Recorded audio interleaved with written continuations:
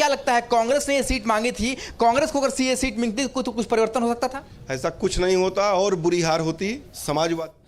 आते हैं डिंपल यादव, क्या कह रहे सुनते हैं। सबसे पहले तो पूरे संगठन को और कार्यकर्ताओं को समाजवादी पार्टी के धन्यवाद देना चाहूंगी और बधाई भी देना चाहूंगी।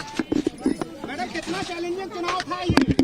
नहीं, चैलेंजिंग तो पूरे उत्तर प्रदेश में जो उपचुनाव हुए हैं सभी विधानसभा सीटों के चैलेंजिंग चुनाव इसीलिए था कि कहीं ना कहीं भारतीय जनता पार्टी प्रशासन का 100% प्रयोग करके चुनाव लड़ रही थी। मैडम, बीजेपी ने अयोध्या का बदला लेने के लिए कहा था, क्या समझती? मैं समझती हूँ कि ये ना यहाँ बदला ले पाए और ना ही ये कानपुर में बदला ले पाए, जिस तरह की बातें कही गई थी। और मैं समझती जिस तरह का रवैया रहा है शासन और प्रशासन का, जहाँ खुली छूट दी गई भाजपा वालों को घूमने के लिए मतदान वाले दिन, जिस तरह से पोल डंपिंग हुई, जिस तरह से पूरा प्रशासन और शासन का जो रवैया रहा, ये अपने आप में एक प्रश्न चिन्ह उठाने वाला है। लगातार नारे दिए जा रहे थे, कटोगे तो बटोगे, क्या माना जाए चुनाव में नारे का इफेक्ट पड़ा है क्या? अब ये बात तो समाप्त हो गई है। अब जो बात है वो अब वापस हमारे युवाओं के रोजगार पे, नौकरी पे, हमारे किसानों के खेत की जो बोरी जो नहीं मिल पा रही है, जिस तरह का भ्रष्टाचार है, उस पे आ गई है। मार्जिन कब रहा? 9 सीटों में से 2 सीटें समाजवादी पार्टी जीत पाई है।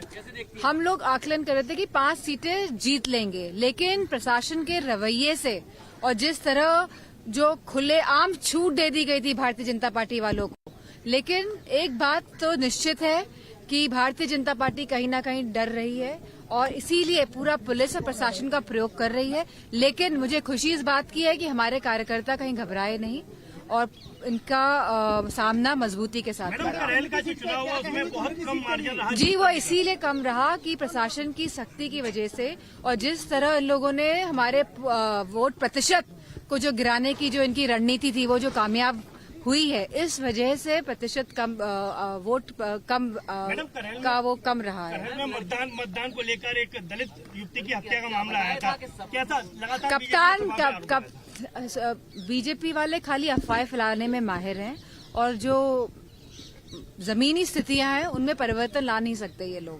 तो किस तरीके से सपा के लिए सुरक्षित की सीट मैडम, और वहाँ ये बहुत ही अनफॉर्चुनेट है कि जिस तरह ये डेमोक्रेसी है, जो लोकतंत्र है, जिस तरह से लोकतंत्र में शासन, प्रशासन और बल का प्रयोग करके इन लोगों ने उपचुनाव में सीटें जीती हैं। पर ये हमेशा से भाजपा की जो है, ये इनका जो कैरेक्टर है, ये इसी तरह का है। शुक्रिया, थैंक यू। तो सुन रहे थे डिंपल यादव को, वो कैरेक्टर बताती नजर आई बीजेपी का। उन्होंने कहा कि ये 7 सीट जो कि बीजेपी के खाते में जाती हुई दिख रही है, ये शासन प्रशासन को लगाया गया। हालांकि 2 सीट पर भी परिणाम परिवर्तित करने की कोशिश की गई, लेकिन समाजवादी पार्टी के कार्यकर्ता जुटे रहे और उनके जो वोटर्स रहे वो बूथ तक पहुंचे।